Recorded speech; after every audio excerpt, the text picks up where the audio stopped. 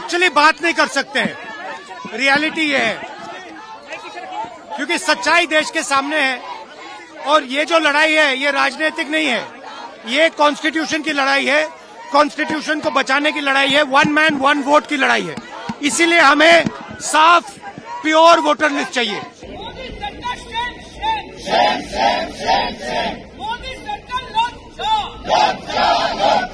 নরেন্দ্র মোদীর সাধের ডিজিটাল ইন্ডিয়াকে কি ভারতের নির্বাচন কমিশন পেছন থেকে ডুবিয়ে দিল?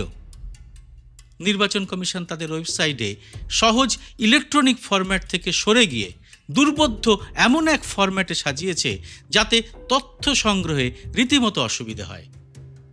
আর রাহুল গান্ধী তো সরাসরি অভিযোগই করেছেন যে তাদের ডিজিটাল ভোটার তালিকা দেয়া হয়নি, দিলে তারা 10 মিনিটে গোটা দেশের ভুয়ো ভোটারদের ভোট চুরির বিষয়টি ধরে ফেলতেন। নির্বাচন কমিশন ডিজিটাল তালিকা দেবে কিনা তা ভবিষ্যতই বলবে, কিন্তু তারা এই কাজে যত গররাজি হবে এবং নানা রকম ছলছাতুরি করবে ততই মানুষের কাছে তাদের বিশ্বাসযোগ্যতা কমতে কমতে একেবারে তলানিতে গিয়ে পৌঁছবে। এই প্রথম রাহুল গান্ধী একটি ভোট চুরির প্যাটার্ন সবার সামনে নিয়ে এসেছেন, আর তাতেই সামনে এসে পড়েছে নরেন্দ্র মোদীর ডিজিটাল ইন্ডিয়া মিশন নামের একটি জুমলা, যে ডিজিটাল মিশনের যত অত্যাচার শুধু আমজনতার উপরে। 2024 ভোটের সময় রাহুল গান্ধীর হাতে ছিল সংবিধানের ইস্যু, সংবিধানের বই এবং সংবিধান রক্ষার শপথ।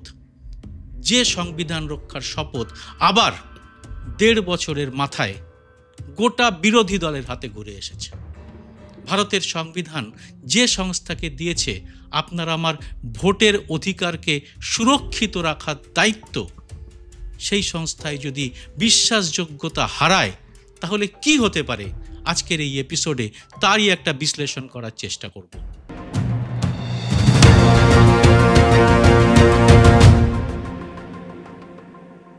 নমস্কার, সবাইকে স্বাগত। আমি সুব্রত বসু। 2025 1 জুলাই, কদিন আগের ঘটনা, এখনো 50 দিনও পার হয়নি।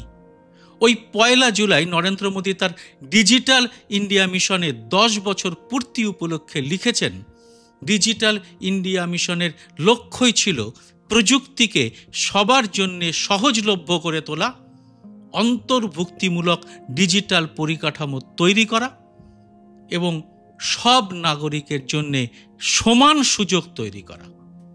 রাহুল গান্ধী তো ঠিক এই পরিকাঠামোর সহজলভ্যতার দাবি করছেন। তিনি বলছেন ভোটার তালিকা এমনভাবে আপলোড হবে যে সব নাগরিকের সমান সুযোগ তৈরি হবে সেই তালিকা পরখ করার।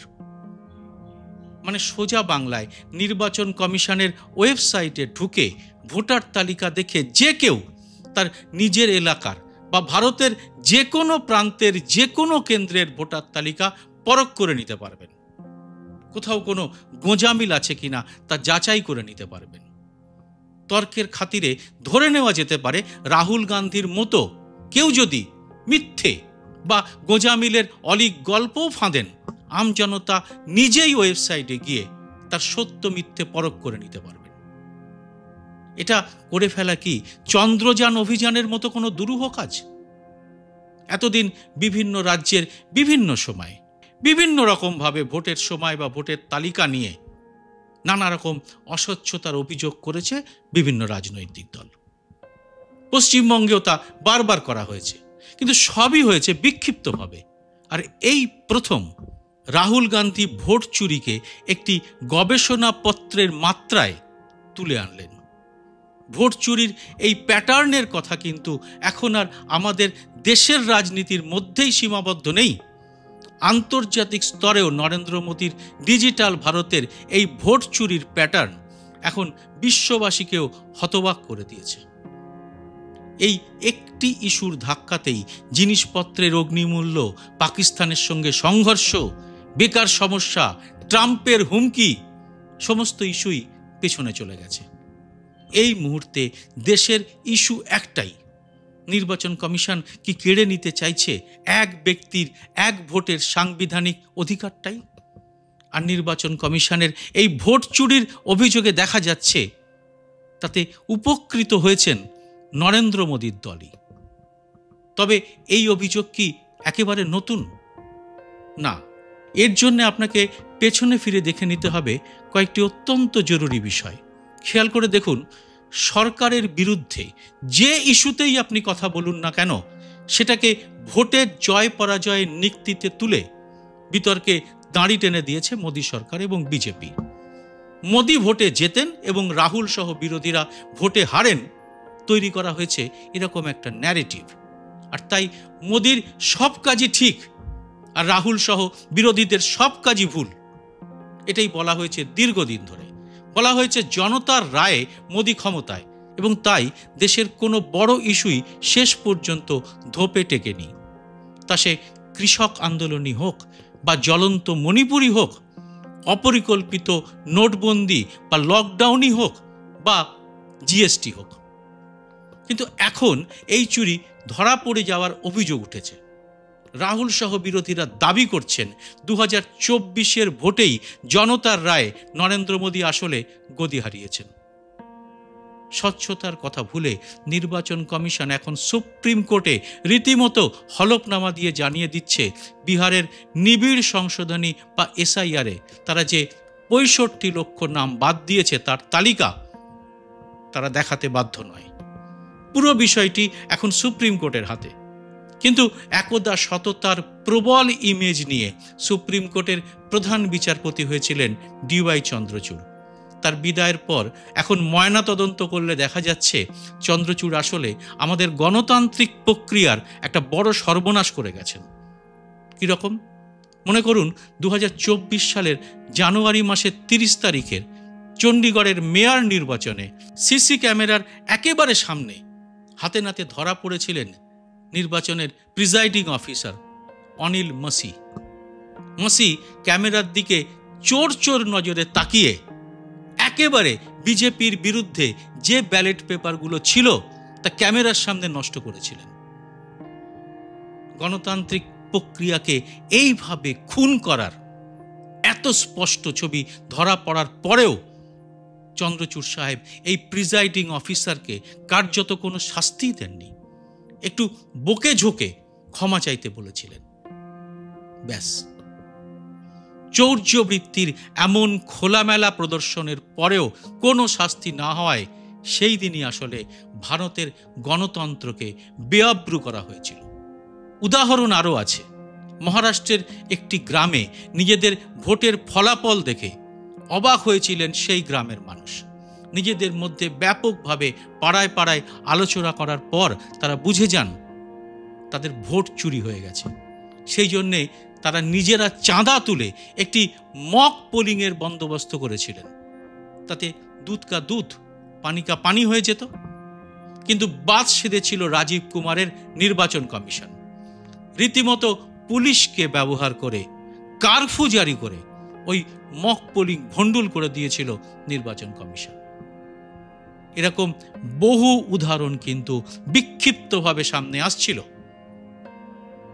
ভোট বিশেষজ্ঞ প্রশান্ত কিশোর বা পিকে সম্প্রতি একটি সাক্ষাৎকারে বলেছেন, গণতন্ত্রের ভোটার এবং ভোটার তালিকা নিয়ে যে স্বচ্ছতা দরকার তা যদি না থাকে তাহলে তো গণতন্ত্রই বাঁচবে না। কিছুদিন আগে দেশের বিভিন্ন সংবাদপত্রে রাহুল গান্ধীর মহারাষ্ট্রের ভোট চুরির বিষয় নিয়ে একটি প্রতিবেদন প্রকাশিত হয়েছিল। তার উল্লেখ করে প্রশান্ত কিশোর বলেছিলেন, রাহুল গান্ধী বিপক্ষের নেতা এবং বিষয়টি তার ব্যক্তিগত বিষয় নয়। গণতন্ত্রে ভোটের অনিয়ম এবং অস্বচ্ছতা নিয়ে রাহুল গান্ধী যে প্রশ্ন করেছেন, নির্বাচন কমিশনের উচিত তার উত্তর দেওয়া। অথচ অবস্থা এখন এমনই, সুপ্রিম কোর্টেও গলা বাজিয়ে নির্বাচন কমিশন বলতে পারছে যে তারা 65 লক্ষ ভোটারকে যে বাদ দিয়েছে বিহারের ভোটার তালিকা থেকে, তা কেন বাদ দিয়েছে, কাদের বাদ দিয়েছে সেটা বলতে তারা বাধ্য নয়।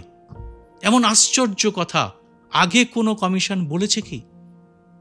শুধু 65 লক্ষ ভোটারকে বাদ দেওয়াই নয়, একই সঙ্গে হাজারে হাজারে হাজব্যান্ডের স্ত্রী, ফাদারের সন্তান বাড়ির নম্বর 00 থেকে বেরিয়ে ভোটার তালিকায় ঢুকে পড়েছে।